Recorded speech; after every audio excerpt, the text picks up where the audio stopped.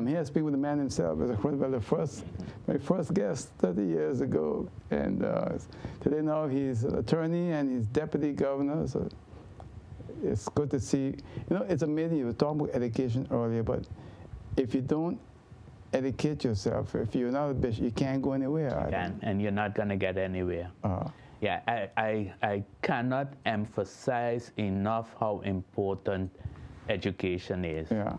And it opened doors for me, and I want to see other people have those same opportunities too, that you gain knowledge and that you can use your knowledge to help your human fellow man, to help your country and help yourself. And that would make us such a better society. 30 years ago, Oral, there was a gentleman who was the first one to call in on the show. If I remember his name, I think it was Pedro Brong from Middle Region. I can't remember. You don't remember his name? Yeah, I think his name was Pedro Brong.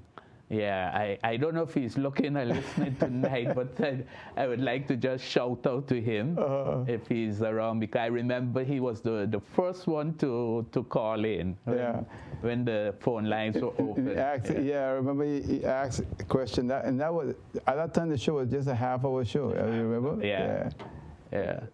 It's amazing because I'm looking to see as you're speaking, you know, if I could find that spot. But it's I don't remember the question he asked, but I remember him because that was history. To start a show like that, to be the first one on the show and to be the first one to call in, that's all part of our television history. Yeah. Let me roll something in. Let's see if that's it. Okay. I will roll something. I think that might be it. Hello. Yes, you're on the air. This is Oral Gibbes Live. Where are you calling from? I'm calling from Middle Region. Okay. Do you have a question for Mr. Groeneveldt? Yeah. Go right ahead. I would like to ask him one question. I think it was last year or early this year, Mr. Groeneveldt took a trip to Holland, right? I think he went to Holland. He was in Holland sometime concerning the educational system in Holland, concerning the Rijksbeurs. And I would like to ask Mr. Groeneveldt, if the educational system in St. Martin, if we are taking English as a first primary language and taking Dutch as a subject, how are we going to continue, how the student, I would say, is going to continue the education, further the education in Holland?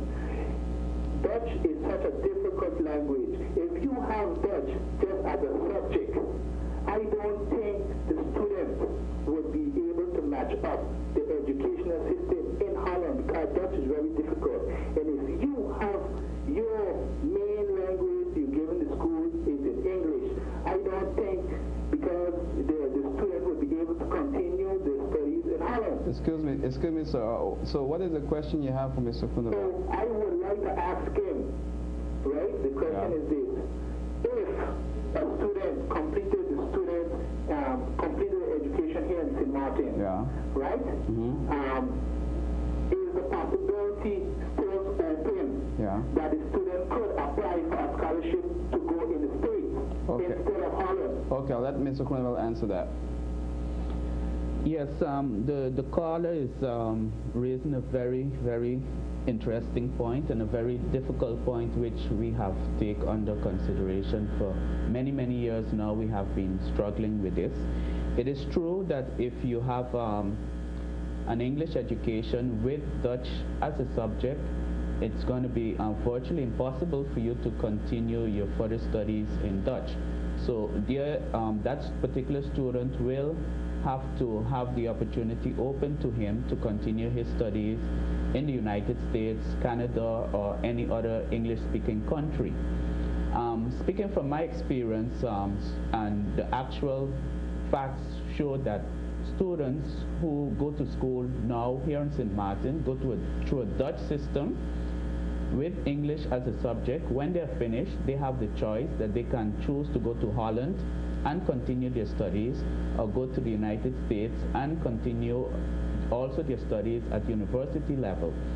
So what I am proposing is a bilingual system where it will be geared to teaching students both languages, and we will leave the ultimate choice up to that particular student themselves to opt for going to the United States or going to Holland, instead of government mandating and saying we are going to teach English. English is going to be the language of instruction, and Dutch is going to be dealt with as a subject, because I believe by doing that some students are going to be limited in their possibilities. Does that answer your question, sir? One more point. Yeah. So, Mr. Groeneveldt? Yep. Yeah, indeed. After 30 years, my position still stands. I still maintain that.